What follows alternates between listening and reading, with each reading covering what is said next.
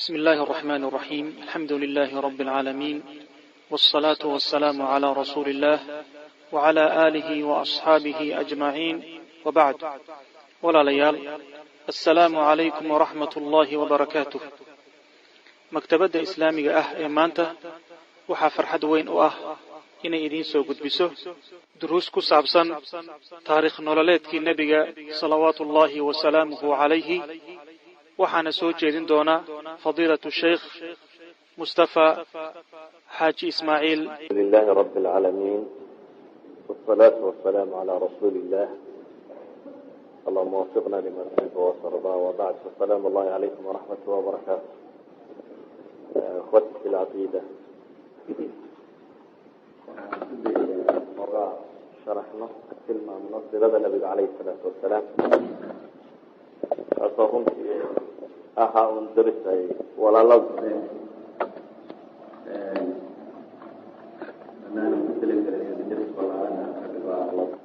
laakiin waa kana xuseeni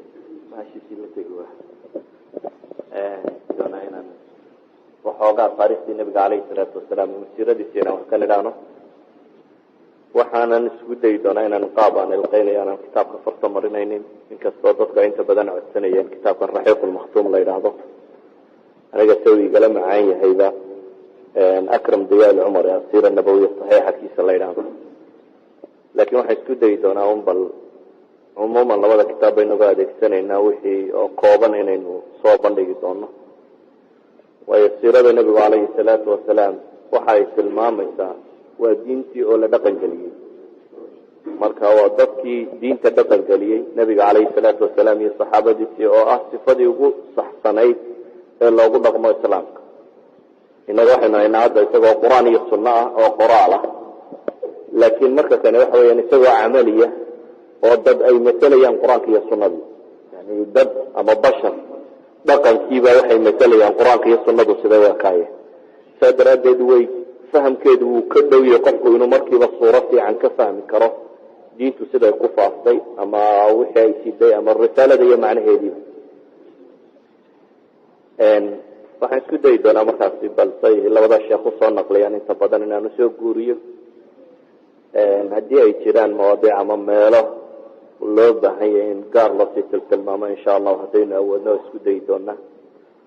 cumuuman culamada muslimiintii markay sirada ka waramayaan waxay u sameeyeen gogol dhac ama hordhac. hordhacaasi waxay ka bilaabaan ama waxay ku tilmaamaan wixii nebiga ka horreeyay calayhi salaatu wasalaam. hordhaca waxaa looga dan leeyahay inay dadku fahmaan bulshadii uu nebigu u yimi caynka u ekay, si aada u garan karto inta ay guurtay bulshadani markii dambe siday u ekaatay. yani waxaad qiimeyn fiican sawiri kartaa nabigu calayhi salaatu wasalaam iyo saxaabadii uu soo saaray iyo mujtamacii muslimiinta ee kawanmay siday u ekaadeen inta uu u jiray mujtamacii hore ee jaahiliga ahaa. oo marka ka jaahiliga ah suuradiisa aragto ayaad garanaysaa dadkani inta ay guureen inta ay leekayn. waxaa kaloo runtii dhadhawaanaya aad garan kartaa maadaama mujtamac nooca u egba la raray oo islaamnimada ay bedelka inuu jirin mujtamac dunida mid ilaa iyo la rari karo ay ku xidhan tahay sida alla inoo wariyo subxaana watacaala isku juhdi uu bixiyo dadka diinta tan ugu yeedhaya. qaybtakay ka waramayaan culamada taariikhda islaamiga oo qorta qaarba sibay u tilmaamaan, qaarkood ilaa aadam bay isku dayaan taarikh muujisa inay kasoo sheegaan. yani min aadam kutubu taarikh in badan oo kamidi nabi aadam bay kasoo bilaaban, qaarkood waxay ka bilaabaan dhulka iyo cirka iyo sidii alla u sameeyey waa ka ilaa ay soo gaarsiiyaan. laakiin taariikhahaas hore qadiimka ah waxoogaaga yare waxyigu sheegay mooyaane inta badani maxfuud maaha. sidaa awgeed labadan kitaabe horteena yaalla midba inbuu soo koobaya, laakiin waxay isku dayi doonaa inaan si fudud u wada guud maro. o ummadda carbeed iyo dhulkay degto waa dhul macruufa. carabina intan jaziira alcarabiya la yidhahdo unbay taarikhdeeda oo dhan degi jirtay. carabta taariikhiyan markay culamadu qaybinayaan ilaa 3 qaybood bay ka dhigaan. carab ay yidhaahdaan waa alcarab albaa'ida ama carabtii tirtirantee hore ee gabowday, waa caad iyo samuud iyo kuwan qur-aanku ka waramo. iyo carab ay ku tilmaamaan alcarab alcaarida oo ah qaxqaaniyiinta nimanka la yidhaahdo carabta gasha. iyo carab almustaaraba oo kuwii nebi ismaaciil calayhi salaam ka abuurmay ama cadnaan cidda gasha inkastoo culamada bad ay leeyihiin qaxtaan iyo cadnaan labaduba ismaaciil bay galeen waana sida uu rajaxayo ibn xajar alcasqalaani xafidahullah raximahullah alxaafid ibn xajar oo sida uu rajaxayo oo isagu wuxuu leeyahay labada kooxoodba qaxtaan waa min aali naabit ibnu ismaaciil buu qabaa halka ay qoladan kale ka yihiin cadnaan ibnu ismaaciil ay ka galayaan marka aynu soo koobno had iyo goor taariikhda carabeed marka la tilmaamayo masalan qaxtaaniyiinta nimanka la yidhahda asal waxa u ahaa yaman laba qabiilo waaweynna waa u qaybsanaayeen niman ximyar la yidhaahdo iyo niman kahlaan la odhan jiray kahlaan inta badan waa guureen oo shaam iyo masar iyo dhulkaasi dadkii degi jiray markii dambe ayay u badnaayeen ximyar inta u badnaa dadka meesha tan kusoo hadhay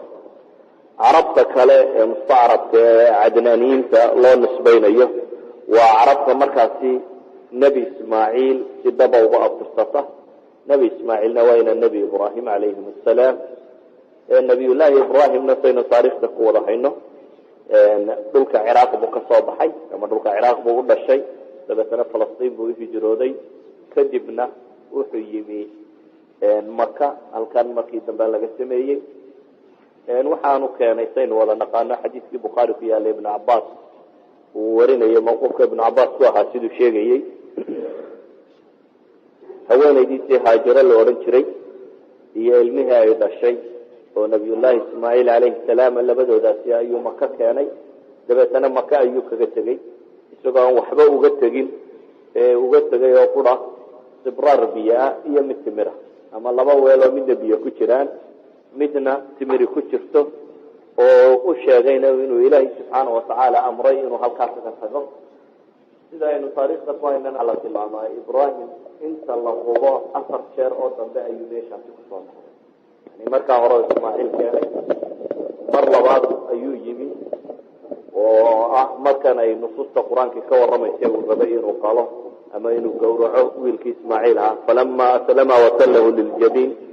وناديناه أن يا إبراهيم قد صدقت الرؤيا إنا كذلك نجزي المحسنين إن هذا لهو البلاء المبين وفديناه بذبح عظيم مركا الله سبحانه وتعالى كغور رميه ويقول هذا كتاب التوراة هايساسا أما كان يمك التوراة كشيء سفر التكوين كودنا وكشيء ودورية تبنشير مركاها نبي الله إسماعيل marlabaadkii uu ku soo noqdayna waa markay xadiistu ka waramaysaa inuu yimi oo dabeetana uu yimi isagoo nabi ismaaciil ka maqan yahay gurigiisii oo gabadhu qabay uu ugu yimi dabeetana uu weydiiyey xaalkoodii siduu yahay oo ay sheegatay markaasi in dhib badan ay haysato nolosha ay cidhiidhi ku tahay oo yidhi waa tegayaa inankaygii fariintaa gaarsiiye waxaad ku tidhahdaa aabbaha wuxuu ku yidhi casabada albaabka ama kaabada guriga ka bedel ayuu ku yidhi aabbaha nabi ismaaciilna markii uu yimi ay gabadhii u warantay wuu fahmay aabihii warkii uu uga tegay oo ahaa gabadhan iska sii daa mid khayr badan maahe dabeetana waa iska sii daayey waxaa kaloo riwaayadka xadiidku sheegayaan mar kale inuu ismaaciil yimi nebi ibraahim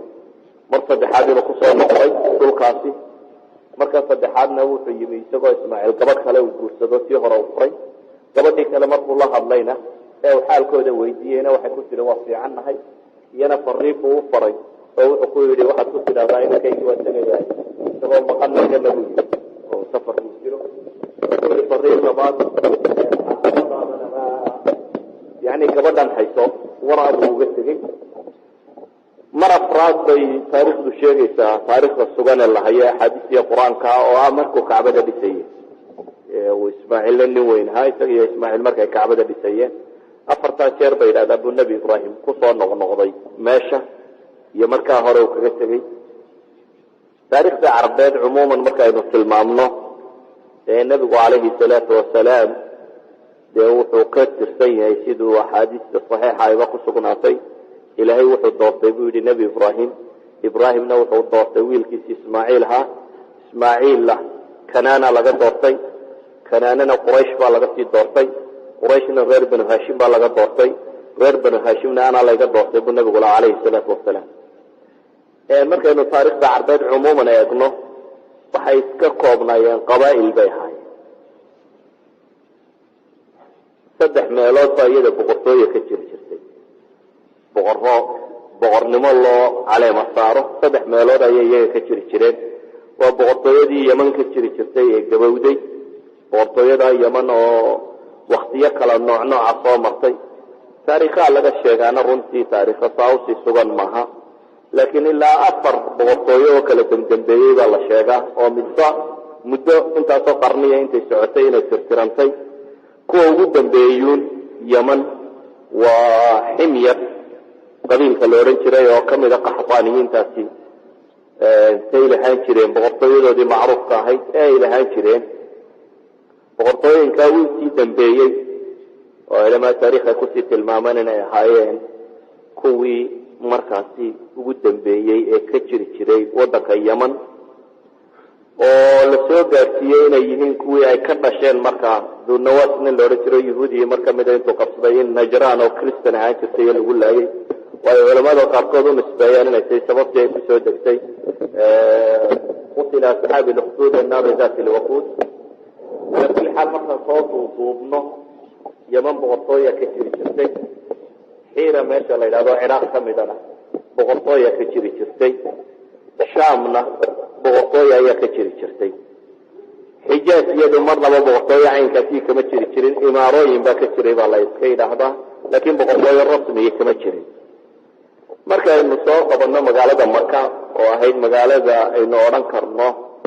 ee taariikhda islaamiga ku weyn una baahan waxoogaa yar inaynu ka sheegno iyo qaab nololeedkeedii. markiisaynu wada naqaano waa magaalo ku ooli jirtay meel buuraleeya oo 2 buurood hareeraha kaga wareegsan yihiin oo sida bil oo kale ay ku yihiin. Quraysh baana degtay meesha tan, gaar ahaan Qusay ibn Kilaab ninkii la odhan jiray oo ka mid ah Quraysh nabiga calayhi salaatu wasalaam kuwa ku abtirsada ka mid ah. Qusay ibn Kilaab ayaa degay meesha tan. Qusay ibn Kilaab waxay yidhahdaan waa ninkii koowaad ee awooda inuu googooyo dhirta Kacbada iyo meesha xaramka dhaxda lama goyn jirin, dadkuna inaan la goyn bay u haysteen. haddana sharcigu saasuu qabaa, laakiin Qusay ibn Kilaab baa waqtigiisii gooyey baa la yidhi. markuu googooyey ayuu dabeetana soo dejiyey xaramka gudihiisii. markaas buu Quraysh u kala tilmaamay meelo ay kala degdegto oo inay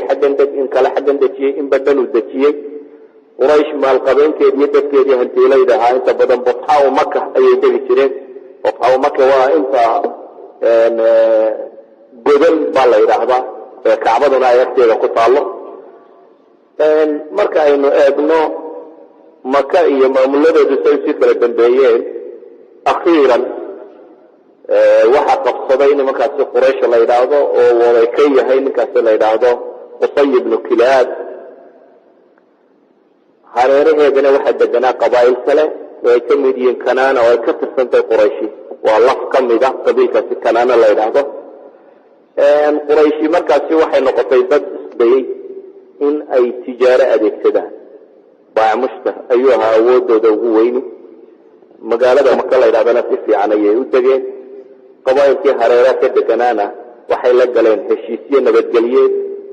dabeetana tijaaro ayay samaysteen, marna u baxda Shaam iyo Ciraaq, marna xaggan Yemen u baxda.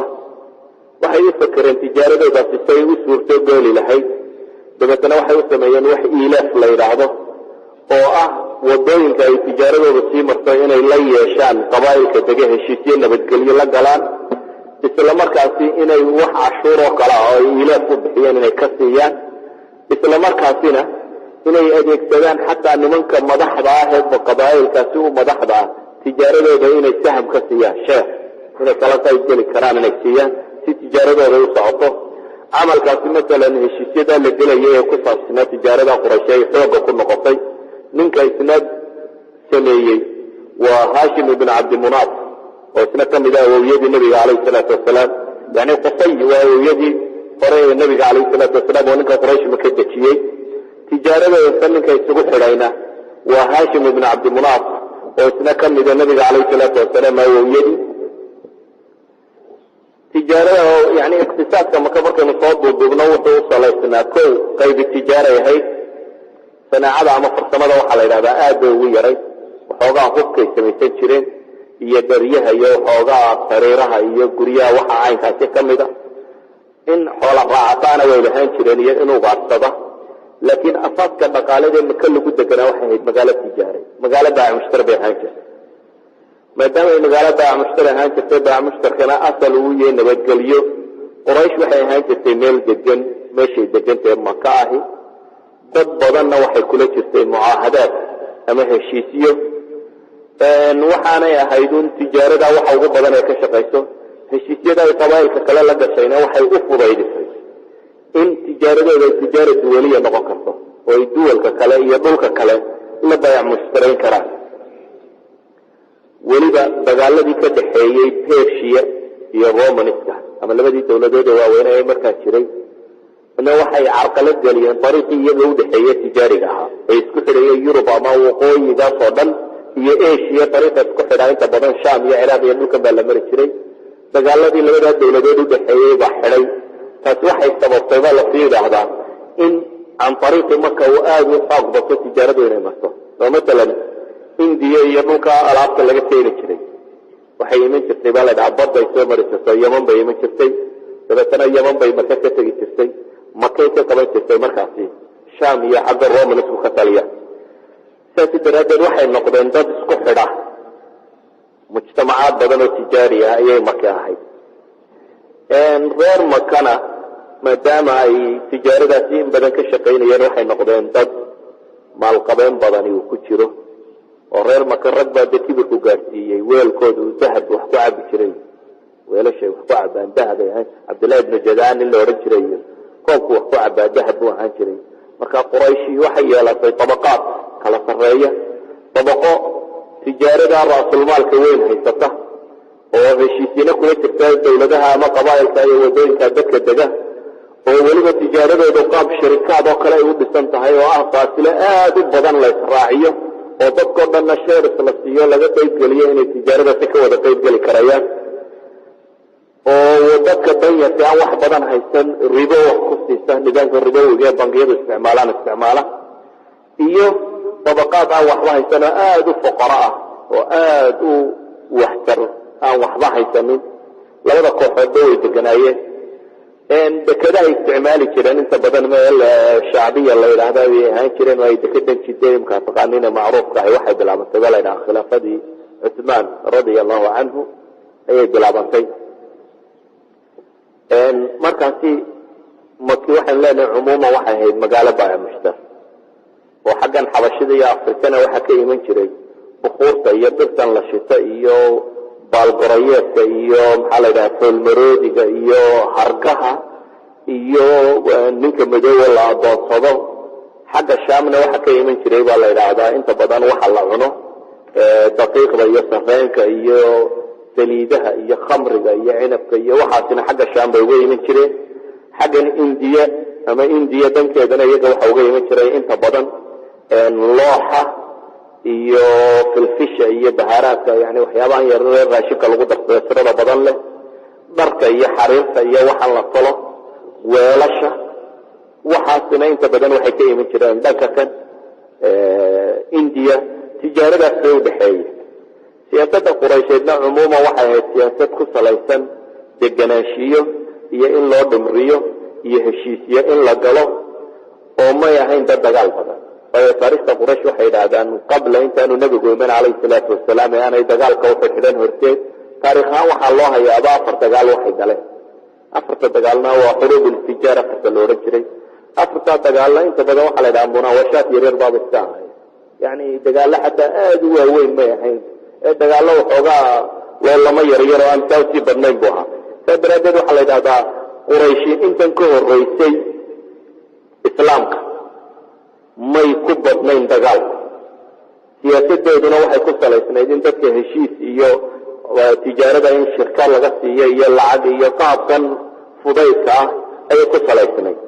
weliba waxa kaloo siinayeyna mudnaan kale waxay deganayd markas diiniya oo dadku diin ahaan buu uga dambeeyey markas diiniya ayay deganayd ودي دينتي النبي إبراهيم لقد حلي وحي كسو حري ماشي وسيا إن كستو مركي دنبه وقت جاي خزاعين كتلينيين ماشة أي دين تقلبين قارهان كيلو رجل عمر بن لحي الخزاعي وحديث الصحيح يبقى يكسو أرصي إنه النبي يقول هاكا وحانا كيسبوا النار حيدمه يسكت دبا وريقا يبو النبي والتلمامي يعني أهل النار كمدي هاي نكا كاني ونكي كواري أصنام تكينا مكة صنم كيهوبا اللونين تريبو كسو يبسد الشام دبتنا طورتا كسو قاطوه كاني كدبنا أصنام بدن بالا كاني إلى إيا كعبة أغاء كيدا والنبي عليه الصلاة والسلام كدب إيا سدح بقلية اللحدة صنم سدح بقلية اللحدة صنم ولا عابده صنم مضات إيا وحا سوى تربته قاركود نجحلنا قريبا هايه قاركود حتى واحد كاهيدون مال يرى بورو كاهينو نجحون كوروفتين مثلا سنمدي أساسيا نائلية وكوي مروية سفوية مالها يالي ككوري يرونو كوسانو نجحان سارتاران تاي أيها هاي سنم عابد كان يوحا كان نجد سياب بخاري وشيغي يحدث كيها بالرجال وطارة دي صحابية باركرة وسلمامي وكي شيغي يعني تفكو سي سنم عابد كان يوحا كان حد زي شجاده ولها مكان وينو حتى نجح انت نعيد كورو بان ابانو نفادي يقول لسنابو اذا مركي اسكو دفاعانا اذا دخل مركا لقول لسنابو اسكو دفاعي تياري اي سنين دقا حقلا وكاتوان وصنبهان وعابد الشر يعني حد مركا حتى دقا حلوايا انا لقول لسي شري عيدة انا يسوير بكتون وحا أبطي أصنام تاسي هي عبادات تاسي لها المعلى سنمراتي مركا نوصوا نقولنا مغالة مكة هي اسمها هي قابة وصل السنين waxaan leenahay kacbada ay deganaayeen baa dad badan kaga dambeeyay Quraysh manzila ay ku haysatay markayna eegno Makka iyo dadkii kala dambeeyay Jurhum ayaa taariikhda inta la hayo kuwii ugu horeeyay ahay Nabi Ismaaciil baa ugu yimi agaarkooda iyagoo degan dabeetana Khuzaa'a dabeetana Quraysh baa degtay Quraysh waliba Qusay ibn Kilaab ninka la yiraahdo markaynu eegno taariikhda maanta la hayo kama badna mesela adabka jaahiliga Carabeed waxa marka la eego ilaa 150 sanado qabla islaam tamaaneedu waxa weeyaan 400 waxoogaagii meelahaasi ay u badan tahay taariikhdu wixii ka dambeeyay si fiican loo hayo ee meesha ka taalay waxaana bilaabay uu ninkaasi Qusay ibn Kilaab loo oran jiray markuu meesha kan degay Qusay ibn Kilaab markuu dhigtan googoyo Quraysh meesha dajiyay oo inta maalqabeenkina magaalada meesha gudaheeda ay sideen jacaladeedana inta aan waxaysan baa inta badan deganay wadaa'iftii diiniga ahayd isaga ayaa reerkeedu u qaybqaybiyay ama caruurtiisii Qusay ibn Kilaab waxa ugu weynaa uu meesha tan ka sameeyay waxa kamid ahaa daaru nadwa oo ah guri ay Quraysh ku shirto oo la isugu yimaado oo taladeedu ka go'do gurigaas yarunta ay dhaadaan waa waxyaabii saaciday inay markii ahaato meel nabadgelyo ka salaysan waayo mar haddii la hayo meel waayeelku inta isugu yimaado lagu shiri karo arrinta lagu gorsan karo qadiyad kastoo dhacda mar haddii ay soo gaari karto waayeelkoo loo soo gaarsiin karo waa arrin inta badan nabad iyo xal ku dhammaan karta Qusay ibn Kilaab marka waxyaabaha aan ka sameeyay waxaa kamid ahaa daaru nadwa meesha la yiraahdo oo uu ka sameeyay guri yar oo xagga albaabka Kacbada u furan oo ay odayada Qurayshada dhaba Falistaan lagu shiro waxa kamid ahaa inuu liwaada Qurayshad isagu markaasi gacanta ku dhigtay oo inaan dagaal gali karin Quraysh ilaa liwaadana ay hayaan mooyaane waxa kamid ahaa yani xijaabada oo ah furahan Kacbada in iyagu haystaan iyo sadanada iyo cidda wadaadada ay inta oo dhan iyagu gacanta ku hayaan waa xijaabadii oo kamid ah rifaadada wax la yiraahdo rifaadatul hujaaj oo xujaajtu markay yimaadaan waxa waxaysan in diyaafo loo sameeyo meel ay wax ka cuni karaan dadkan soo xajeeyay xajku waa cibaadaadkii uu ka tagay Nabi Ibrahim marka alayhi salaam ilaa Nabi Ibrahim taanu bal soo xajeeyay marka hatta inta Nabi Muhammad alayhi salatu wasalaam inuu wala xajeeyay laakiin xajkiisa la qaldayo shirkiyaad iyo waxaan diinta kamid ahayn lagu daray ayaa joogay marka xujaajta iyo dadkan isugu yimaada ayuu wuxuu sameyn jiray diyaafa meel xawd ay tacbaan oo biyo uu macaaneeyo timir iyo zabiib uu daro iyo cunno la siiyo wuxuu sameeyay yani siqaayatul haajka rifaadada xijaabada waxaasoo dhanna isaga gacanta ku hayay baa la yiraahdaa iyo abuurtiisii qaar kamid ah buu gacanta u sii galiyay مثلا دار الندوها وسميو كلبا لا يدعى الباب إلى هي حاجة مسجد كعبة وتيجيدا وماشي أمور دجالك يا النبض يو حسب اللي جوجا مشري وماشي يكون سمين شرين عقود مثلا وحي هشيس أما قول هالنقطة أما هشيس يبا دقالي وحن لك لا باع مشتركا صعدها هاتو وحانا فدي جريبا لدى ملأ القوم فدا حواوين تغيرك من أفرتن كيري مفردين جريبا يشاقان علماء التاريخ مركي كور والرميان داروا مشهورة بايحي runtii qusay ibn kilaab ninka la yiraahdo quraysh ka tirsanaa magac weyn uu ku yeeshay quraysh dhexdoodii aadaadkii iyo dhaqamadii wixii uu gooyay qurayshna diin bay ka dhigteenba in sidooda loo raacaan waxba laga qastin ama ha noqoto sidii ugu qaybqaybiyey arrimahaasi maamulka ah ama ha noqoto wixii caadiya dhaqan uga tegay talkii waxay ka dhigteen un wax diin oo kala ah oo sidooda loo ilaaliyo gaar ahaan nimanka odayada quraysh ninkaas wixii uu go'aamiyey iyo go'aamadii waagaa la qaatay sideeda ayaa loo qaatay isaga dabadiina waxaa soo baxay runtii rag ka mid ah abnaadiisii ama dadkiisii oo ka mid yahay haashim ibn cabdimunaaf oo ka mid yahay almutalib oo ka mid yahay cabdilmutalib oo ka mid yahay abu taalib oo dhammaantood aan odhan karno waxay sii kala dhaxleen inay sii haystaan wixii uu aabahood ka tegey ee ku saabsiisnaa qadiyadaasi maamulka masalan haashim ibn cabdimunaaf ibn qusay yani qusay waa awowgii waa ninkii bilaabay heshiisyadana in lacag loo qoro dadkan wadooyinka ee tijaaradooda ay martaan ilaadka waxaan loo bixiyey ee ka dhigay tijaaradii quraysheed inay noqon karto mid duwaliya oo ka baxsan meesha yaroo dhan waana ninkii uu qoday baa lagaa ceelal badan buu sameeyey reer mako ay ka cabbaan walaalkii oo almutalib ahaa ayaa ka dhaxlay markuu isagu dhintay qabsaday mutalib wuxuu ku caan ahaa baa la yidhahdaa nin dulmiga neceb buu ahaa nin akhlaaqda fiican dadka fara buu ahaa nin cibaado badan buu ahaa quraysh markaa oday ay ka dambeeyaan buu ahaa waxaa ka mid ahaa haashim inankuu dhalay ee mutalibna adeerka u ahaa ee loo bixiyey cabdilmutalib magaciisa caadiga shayba baa la odhan jiray oo waxaa la yidhahdaa haashim ayaa qabtay baa la yidhahdaa haashim markuu guursaday wiil dhalay ayuu ka tegey wiilkii uu dhalay wuxuu kaga tegay yani isagoo yar ayuu haashim dhintay dabeetana odaygan mutalibaba waa dambe loo sheegay isagoo wiilkii 6 jir meelaha maraya ama weynaaday wuu doono wuu soo qaaday markii uu keenayna carabtii ama quraysh waxa aragtay wiilkan yar uu sito dabeetana wiilkii waxay isaga bixiyeen war waa adoon yar oo soo keensaday ilaa cabdilmutalib uu bixiyay yani magaciisa asalkii shayba buu ahaa mutalibna waa adeerkii oo haashim la walaala oo soo koriyey markaas iyo keenay dabeetana cabdilmutalib uu iskaga caanbaxay cabdilmutalibna waxaa runtii nin aad ugu caanbaxay deeq oo shaybat alxamdi bay markay doonaan odhan jireen waanu kaloo ku caanbaxay waa ninkii uu qoday mar labaad ceelkan zamzamka ah yani zamzamku nabiyullaahi ismaaciil ayaa ka tegey laakiin waxay yidhahdaan khusaaca bergii meesha laisku dildilay ee ay arkeen inay ka baxayaan bay aaseen ama dabooleen ama tirtireen marka meesha waa la waayey waxaa la sheegaa inuu riyooday cabdilmutalib ilaa 4 jeer uu riyooday markii ugu dambaysayna in loo tilmaamay meeshu meeshay tahay riyadaasi sanad xasana bay runtii ku soo aroortay ilaa cali ibn abi aalib ka soo aroortay dabeetana ceelkan buu u qoday ceelkii zamzamka markuu qoday ee soo saarayna waa muran dambaa ka yimi oo quraysh baa ku qabsatay quraysh markay ku qabsatayna qaab bay u garnaqsadeen cala kulli xaal insha allah waa laga yaabaa inay mar dambe aynugu soo noqoto waxaan uga jeednay intan aynu ka warramayno oo dhan cumuuman inaynu ka warranno qaabkay u dhisnayd magaalada maka iyo sidii loo joogay laakiin taariikh ahaan marka laga warramayo taariikhda had iyo goor waxay ka bilaabaanuun nabiga calayhi salaatu wasalaam dhalashadiisii maadaama taariikhdeenu dee nabiga unay ku salaysantahay calayhi salaatu wasalaam inta ka horeysa waxaad moodaa inaan wax badan laga sheegin ama wax badan dadku ka odhanin waxa ugu badan ee laga warramaa inay tahay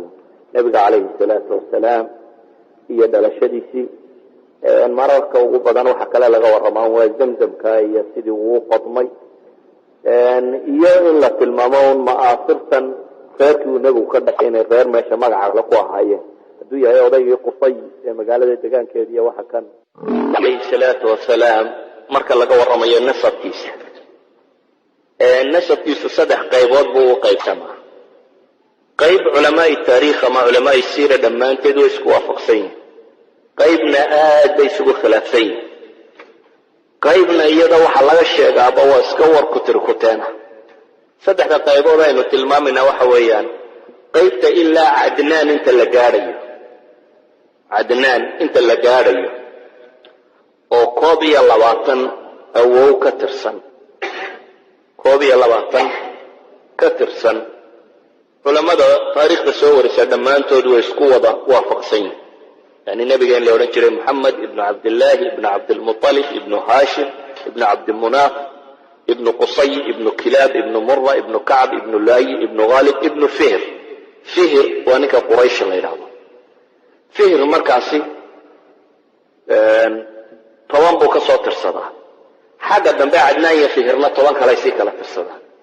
21kaas iyaga waa la isku wada waafaqsan yahay, waxaanay u badantay inay thaabitiin. marka cadnaan laga bilaabo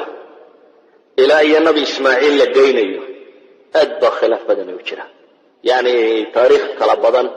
oo aad u kala gedisan oo aan isku xidhnayn ayaa markaasi la tiriya. laga bilaabo weeyaan cadnaan ilaa iyo inta la gaarsiinayo ismaaciil ama ibraahim. xagga kasii dambaysana dee markaa kasii muran badan inaad nebi ibraahim u abtirisay ilaa aadam aad gaadhsiisaana. kutubu taariikh ama kutubu siira intaba way qoraan. maalan waxaan filayaa inay cadnaan maalan iyo ismaaciil meelahaasi ilaa 40 baan u malaynaya inay udhaxaysiiyaan. laakiin intaa dambe oo dhami waa iska murankeedu uu iska tiro badan yahay, si qurana uma wada tilmaamna.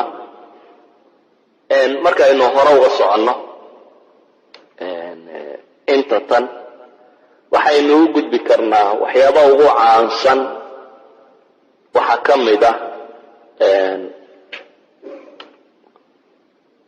bi'ru zamzamka iyo qodistiisa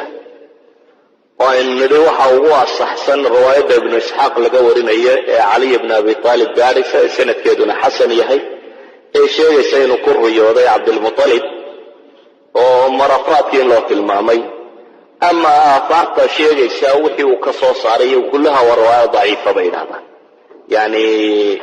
waxyaabo badan bay sheegaano uu meesha ka soo saaray oo ceelka markuu qodayo calaamado loo sheegay waxyaabo ka soo saaray. kuwa aafaarta ku soo aroortoo dhami waa daciif, wax badanna runtii ma sheegayaan. atarka labaad ee inta badan la sheegaa waa qisadii waktigii uu nabigu dhashay calayhi salaatu wasalaam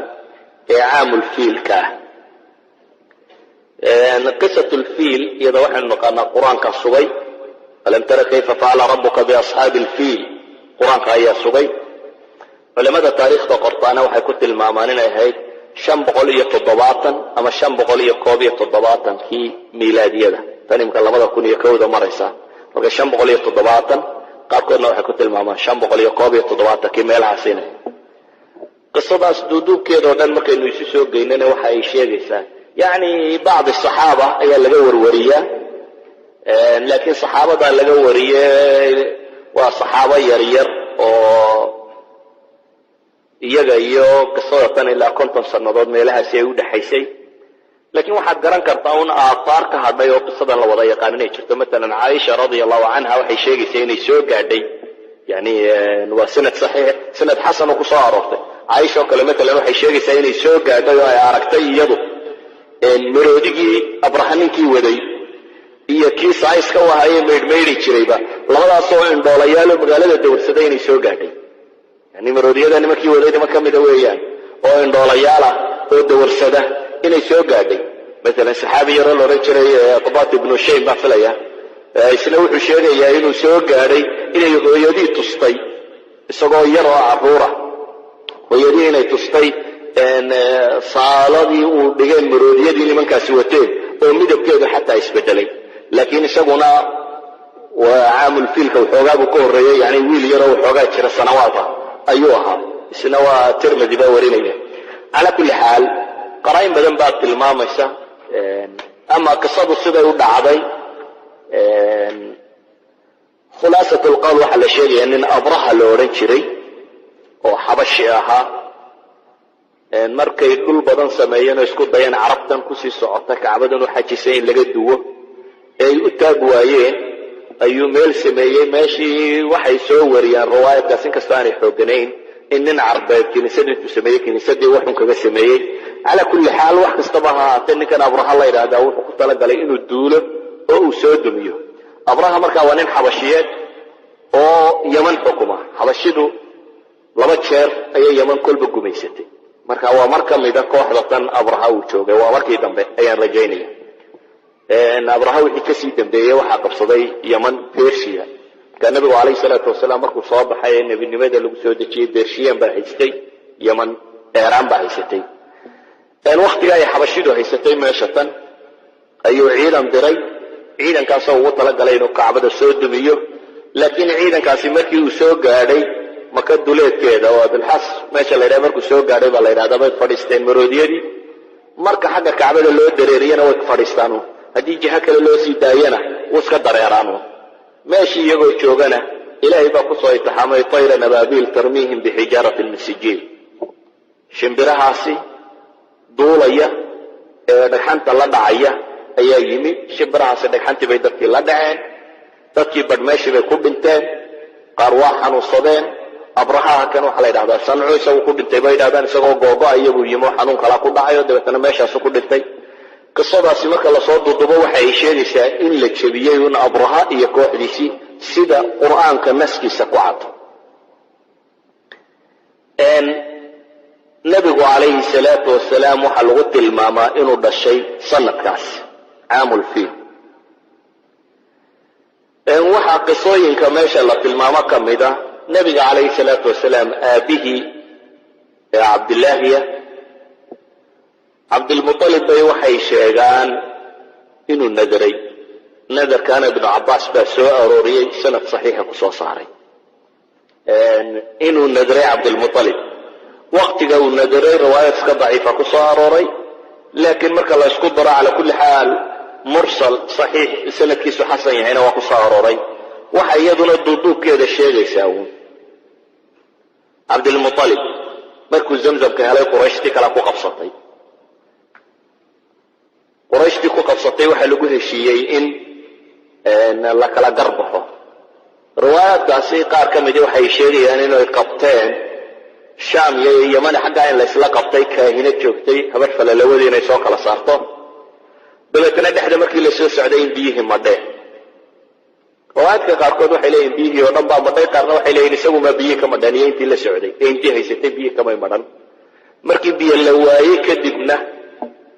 ama fardihii uu fuushanaa mid ka mid ah adinkiisu meeshuu ku dhuftay baa ilaahay biyo ka siiyey riwaaya kaloo daciifana waxaan rajaynaya inaad sheegayso roob baa daay mid kastaba ha noqotee biyaa la helay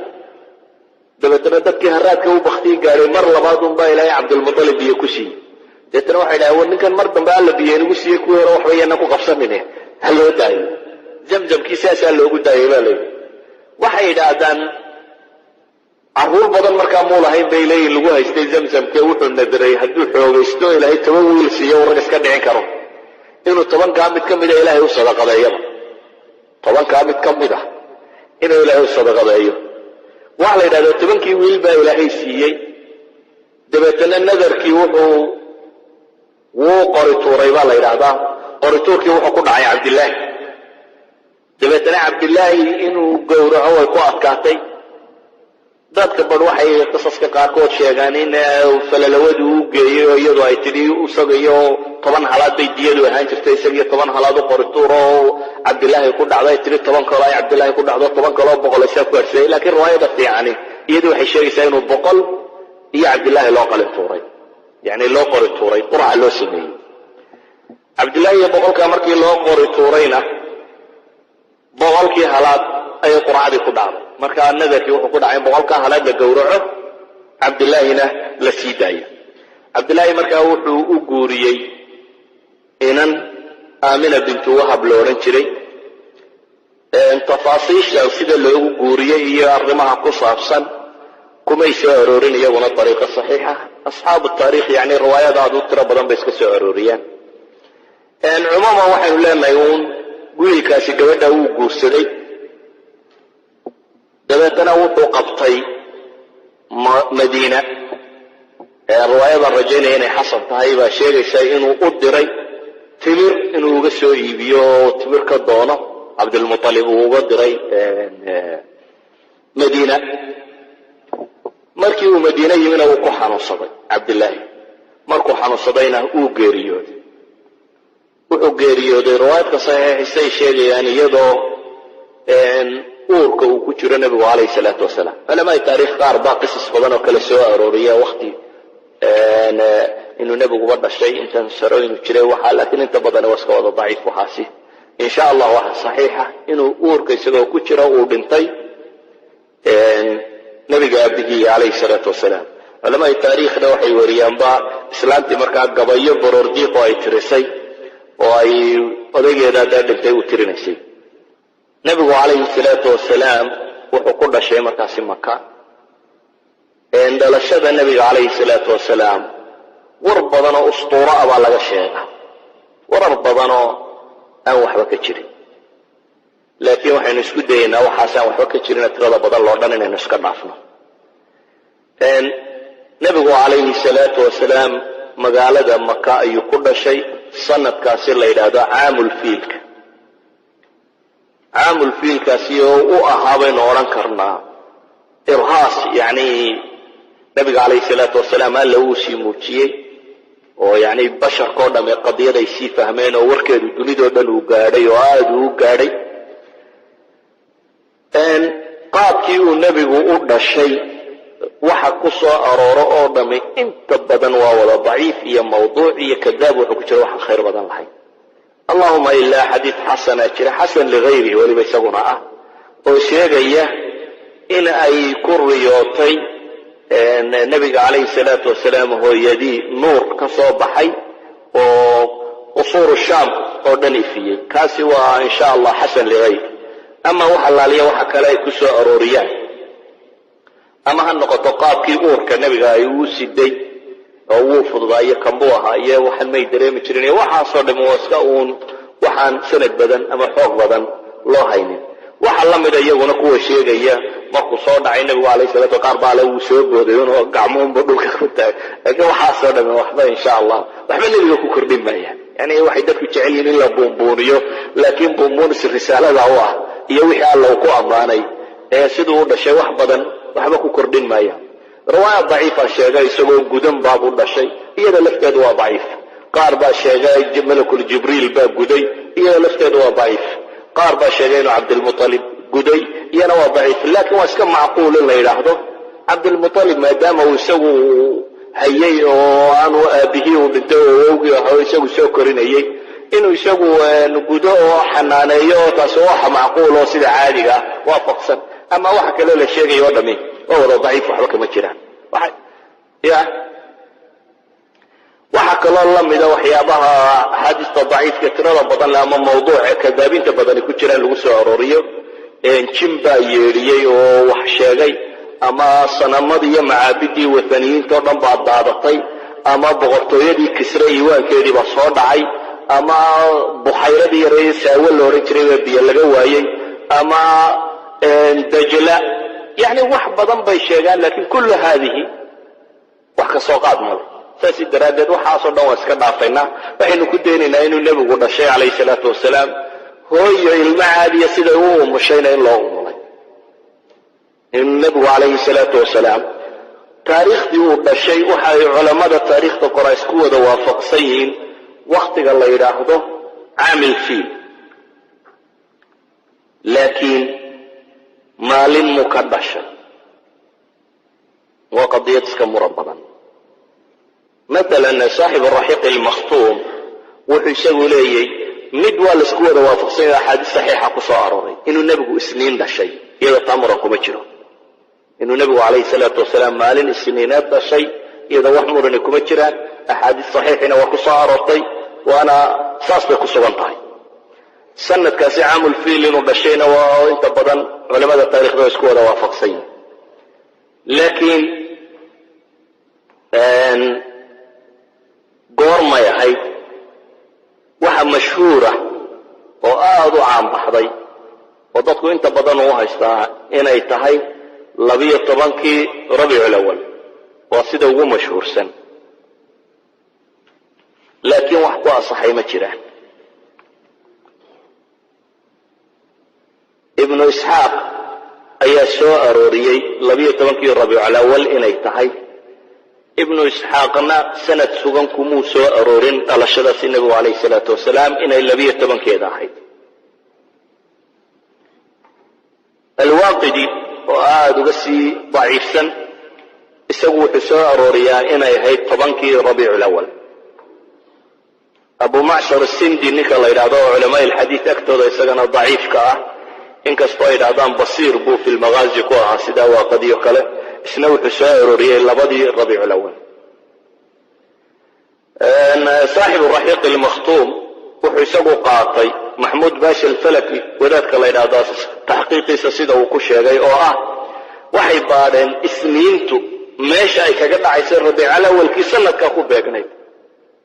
dabeetana waxay yiraahdeen isniintaasi waxay ku beegnayd 9kii Rabiic al-Awwal qoladaasina iyagu waxay ku tagtay iyagu aan taariikhan daliil soo aroorinayeen soo waxay aroorinayeen ay tahay min hayta taariikh isniintaasi goorbay ku beegmaysay ayay eegeen maalmahaasi dabeetana waxay qaateen inay ku beegmaysay 9kii Rabiic al-Awwal dhankan kale marka la sheegay bay yiraahdeen waxay ku beegmaysaa 20kii ama 22kii Abriil 517kii sida uu qirayo weeyaan Muhammad Suleyman al-Mansufuri isku soo duuduub waxa loo badan yahay in Rabiic al-Awwal qaybteeda hore waqti kamid ah dhashay nabiga alayhi salatu wasalaam laakiin bidabd mid ma jirto ولذلك رجل مولد كوضوضية وحكاني ما لا لبه من بيو مولد سنة يعني إن مولد ستة وحكوه الرئيسة إن هذا بعلت هنا يتعين لكرته لكن وحيا هاي غدي السنة للربو إن اسمين تا السنة هلا الصوم كان سقطنا يعني النبي عليه الصلاة والسلام ما كان يجي مثلا قضية مولدك كصاب سن على شدة كصاب سن مو تعظيمين تي كصاب سنة تاريخ بمالتك كاهي waxa la weyneeyay maalinta toddobaadka maalinta ay ka ahayd idan haddaad rabto nabiga alayhi salaatu wasalaam weyneyntiisii wuxuu nabigu weyneeyay maalintu dhashay oo isniina mawlidkeenu inta badan isniinba kuma beego mar jimcaynu mawlidna mar khamiis baynu mawlidna mar laakiin asalku waxa weeyaan in la mawlido uma ahayd maalin isniineed isniintuna waa inaad soonto qaabka loo mawlidana waa kaadi qaabka uu nabigu jideeyayna waxa weeyaan in maalinta isniinta ee wiig walba ku jirta inay sunno tahay إلا صوم وهذا يكفينا أما وحلا ليه وحكى له صائر ورئيسه وحبدا وسنده ملها وحتمي نبي عليه الصلاة والسلام مركاو بالشيء عدي الناس نوتشي ويدي مويا لياكل الناس نوتشي أن حديثك الصحيح يوحك صائر ورئي مركاو إن الناس نوتشي ثويبة تبدي اللورنشري وهيد قبض عدونا وأوليه هي أديركي أبي اللهب أبي لهب من قال له رجري النبي عليه الصلاة والسلام كو علك عامركي والنبي لماذا النبي قال السيرية مركن النبي يرايا الشيء دينا أذكر دليهم بوارك يو بونبونين يي مركز قبض عدونا ولها والماء بالشيء والناس نوتشي نسيل بهدي بو كانوا يدي ناس نوتشي وأنا قبض 60 ناس نوتشي سي 5 سنة ولذلك ما النبي عليه الصلاة والسلام يا أديركي حمزة ناس نوجنت ولا عليك وهاي حمزة يا نبي محمد عليه الصلاة والسلام ناس نوجنت ولا عليك وهاي والله ما بروح وذا الناس نوجسي ثويبة سلام تعالى ورجل وحاتمي حليمة الصعدية قصة الدائر عيسى روريان أصحاب السيرة سنة كده مرم بدن بكتشرة ولا مبادر نوي دي تسجنانتين لكن وحى السجن كل يبقى النبي قبيل كارر بن السعادة اللي يدهضه يا سلانتا حليم السعدية اللي يدهضه إن الناس يجسريروا يسوقمته كان إنه لأن ابن إسحاق إنه لأن قصة الدائر لك الماما وقصة ثانية سنة كده مرة كتيرة وقصة الشيء يشتي إنه وقت أبارة يا هاي ويضع أبار ترى بدن يسكتشته أي قبضنا الدمر كلا صار عضي الدمار يرى إلى هاي صوف وشيء الدمار كده تمر دري درادات كل بلوتش وكسنة كدب أي مكيم عدين أي سكوت ديان أي الماء أي ناس روتيان أي هلان ويعرفت عدد إذا واحد ما دام مكاي مقالة أحد أهل حاضر وغير مقالة waxay oran jireen carruurtu si ay caafimaad fiican u hesho magaalada laga saaro baadiyaha ku soo koraan caanahana baadiyaha ku soo cabaan waxay u arki jireen carruurtu markay baadiyaha ku soo kobocdo inay adadkaato ay fiicnaato oo kuwa magaalada inay ka wanaagsan tahay saasi daraadeed carruurta inta badan baadiyaha loo diri jiray islaamaha baadiyaha ee naaskoodu irmaan yahayna naaskooday ku xoogsan jireen intay magaalooyinka yimaadaan bay kuwa tujaarta dhashay iyo carruurahaasi meelaha ay oran jireen keen ilmaha kuusoo naas nuujisay oo kuusoo koriye dabeetana waa lagu maal siin jiray xoolaa lagu siin jiray qisada ibnu isxaaq siduu soo arooriyey wuxuu leeyahay markii ay magaalada yimaadeen ee dumarkii carruur soo wada helheleen maxamed waa la wada dhaafaya baa la yidhi calayhi salaatu wasalaam waayo inan yaroo aan aabba lahayn awowbaa waxoogaa ku siin doona oo iska nin aabihiin nooliyey baa la daydayanayay saasi daraaddeed waxay leeyihiin waa la iska wada dhaafdhaafay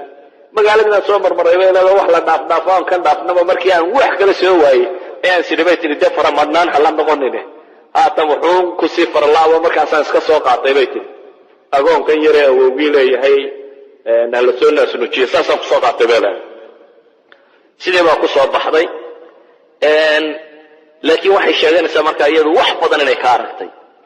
naaskii bay nuujisay oo dabeetana naaskii iyadoo aan waxbaba cunin unbuu iska daradaayo isaga iyo kii yaraayo kale la jaqayeyba uu ka tiro batay oo xoolahoodii baa ilaahay u irmaaneeyo caanihii iyadoo abaara oo xataa reeruhu yidhaahdaan dadka kale war maxaa halka reerkani xoolaa daajista idina u soo daajin weyde waa lala soo daajiyaa un dadka kale oo waxba kuwooduma soo faa'iidaan ee uun islaantan xoolaheedunbaa darara barakaadkaa tirada badan leh adigu nusuusta sheegtaa waa ma xoog badna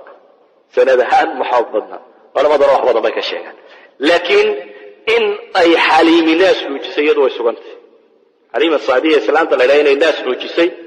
riwaayaadka sheegaya axaadiista waa sugan yihiin insha allahu tacaala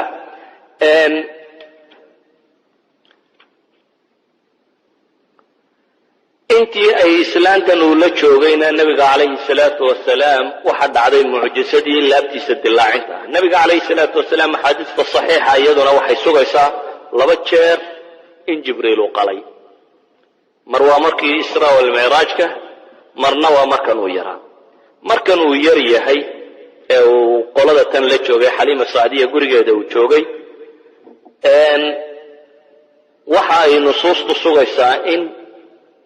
nabiga calayhi salaatu wasalaam oo ciyaal kale la cayaaraya sida xadiiskii saxiixu muslimkaba ku yaalay inuu jibriil u yimi isagoo ciyaal kale la cayaaraya dabeetana jibriil inuu lagday inuu dabeetana laabtiisa dilaaciyey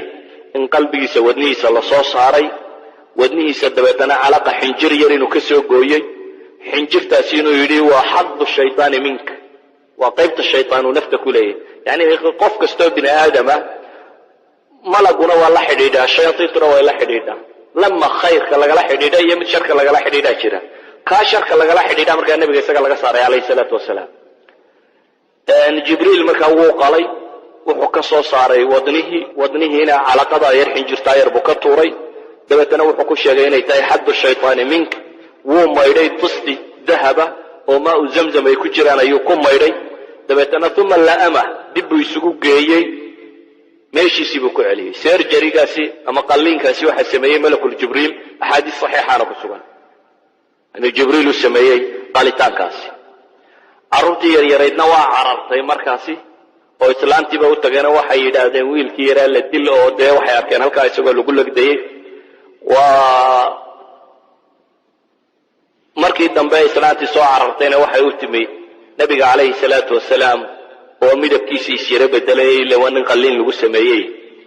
dabeetana anas ibnu malik oo xadiidka warinaya wuxuu leeyahay tolmadii raadkeeda waan ku arki jiray buu yidhi nabiga calayhi salatu wasalaam anis waa ninkii wiilkii yaraaye u shaqayn jiray nabiga calayhi salaatu wasalaam markii uu nabigu u hijrooday madiina 10 sannadood oo madiina joogu nabiga khaadimu ahaa anas ibnu malik saxaabiga la yidhahda markaa wuxuu leeyahay nabiga waan ku arki jiray buu leeyahay halkii uu ka tolay malakul jibriil khaydka waan arki jiray buu yidhi meeshaas xaliima saadiya markii ay aragtay in wiilkii dee arrimahan in ay ku soo kordheen bay u cabsatay dabeetana way soo celisay masaladaa sheegaysa inay u cabsatay musnadu imaamu axmed bay ku soo aroortay laakiin sanadka ayaa laftiisa wax laga yaro tilmaamaa nin baa la yidhaha mid la soo cancaneeyey baa ku jira insha allah sanadku waa xasan haddii ninkaa cancanadiisa oo tasriixa la helo على كل حال إسلام تاسي وحي كعب سطي ما دام ياركتي ويلكي وحي كل عي يوردن ويعب سطي وحي استري الماء يوحقون نقنن هذا به خير كودي استقعل دي بيوسوع عليسا وحي كانتي مركاسي مقالدي مكة هيدا يكسوع عليسي وحانا يقعنتك قليسي مركا خير كودي هو يدي بقعنت اللي قليه هو يدينا مركا مدير هاي سيبا ويقاريوتي waxay qabatay baa la yiraahdaa makay soo kaca madiinay soo qabatay iyadoo rabtay abtiyaasheeda ama wiilka abtiyaashiina inay soo tusto isla markaasi inay soo eegto xabaashi odaygeeda dabeetana markii ay ka soo noqotay dhexda soo socoto ay dhexda ku gooday sida culimada taariikh sheegan alabwa meel la yiraahdo makka iyo madiina dhexdeeda ayay nabiga calayhi salaatu wasalaam hooyadiina ku dhimatay halkaas waxa ka soo qaaday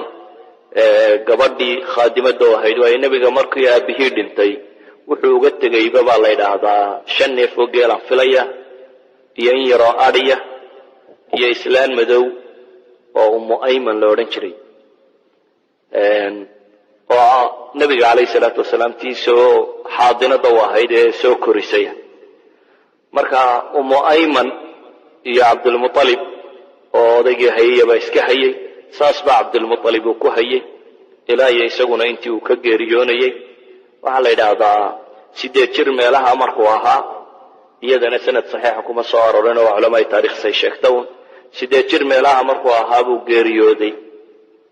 عبد المطلبna markaas ba lagu wareejiyay adeerkii Abi Talib nin xoolo badanna ma ahayn لكن نعرض بدنا وها من حول بدنين هذا النبي عليه الصلاة والسلام مدة بدن أيو معيسها إلى ينتو دوري أفرت الشرقاري النبي عليه الصلاة والسلام سوين بو معيسة وها إن بدنا ولصو وحكا صوربي إن كستاني لهي كو أنفع دين تيسي وانو الرومينين أبي طالب إساقو أفرت سنة النبي وسو قرقاري ينكو دو هدانا قال لي من بقودت ولذلك النبي عليه الصلاة والسلام وحمركي ودن بيسيو دمنية وقوقلها كلمة أنا لا هي آخر وهو يديون به لا إله إلا الله كده مركو سرادة لا إله إلا الله دنا هوار قبي أبي جهل وما شفت يا إذا واد عيقو بيسمى ما أنت أدري كي يرفع هذا أديكو قريش أديك دبل في الدنيا ساتنو القاسو وصاري كدبنا قال لما دي بوسك قدرت وأنا كون النبي عليه الصلاة والسلام عد قالها والنبي الشفاعي دون يسجد لكن شفاعة سما نقول سميت نار لقى صاره وح النار تقولوا لي وين بالك جيني أيوه وح الله جيني النار ير والله بكبوض النار اللوكلينية لكن والله ما مركل اللوكلية بالنبي يقولي ما يحس يعني ضح من النار إلا قاق نار شوف تورد وما كبر نقطة ما لقى نقطة